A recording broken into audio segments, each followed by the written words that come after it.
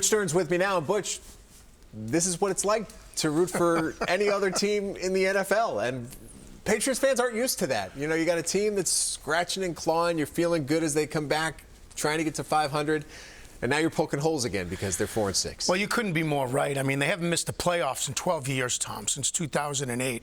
And they're going to miss the playoffs this year. I mean, they got 6 games left. What are they going to go? 3-3? Going to be a 7-9 team, 8-8 at best. They make the mistakes that other teams used to make all the time when Tom Brady was the quarterback. They don't make the big plays like they used to all the time when Tom Brady was the quarterback. Yeah, the track record shows this year that down the stretch, that last minute, whether it be Seattle, whether it be Buffalo, and now today down in Houston, you know, Cam Newton as the leader of this offense cannot get the team to a position to win late in the game.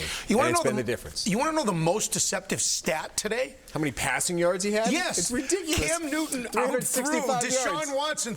Who was the best quarterback on the field today by far? Well, you also have to credit Houston because they made Cam Newton pass. And they figured that if they made Cam Newton pass, that the Patriots would not beat them. They took the running game out. Damian Harris coming off his career high last week. He had nothing.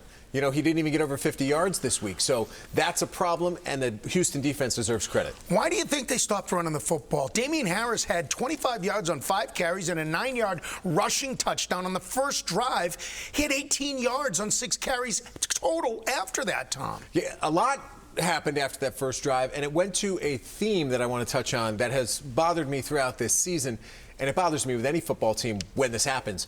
Not being able to stop the response. And it started right after that very impressive drive by the Patriots where they go right down the field, they take the 7-0 lead. Houston answers right away. And not only do they answer, but they answer with a 73-yard drive. And it wasn't the first time, because when it was 10-7, they answered right back. Right.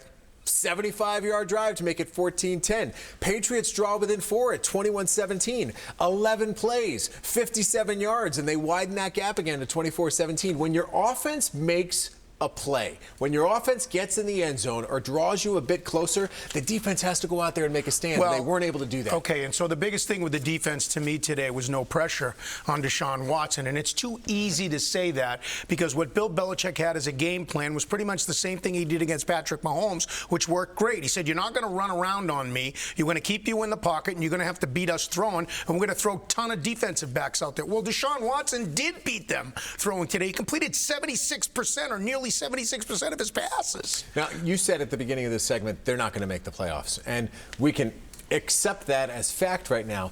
Or is 2020 a season that's so wacky, so wild, that you might see an 8-8 team get in there, and all hope isn't lost, even at 4-6? Well, I think it's less significant whether they make the playoffs or not. They're not a playoff They're not caliber. a Super Bowl contender. Yes, they're not a Super Bowl contender, and that's what we're used to. I think the bigger questions will remain for the rest of this year. Is Cam Newton your immediate future?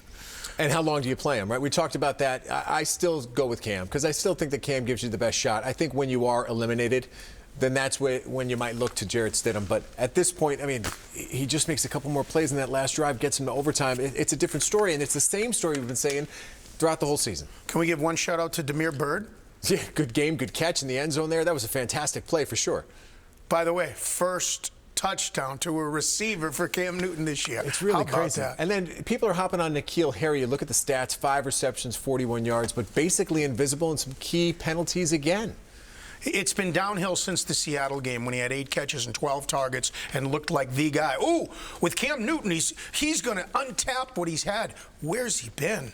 It's been tough. 4-6, Arizona coming to town. Arizona's a good team. They're on a lot of rest. That's going to be a tough test at home. Stay right where you are. We're going to talk Celtics in just a bit.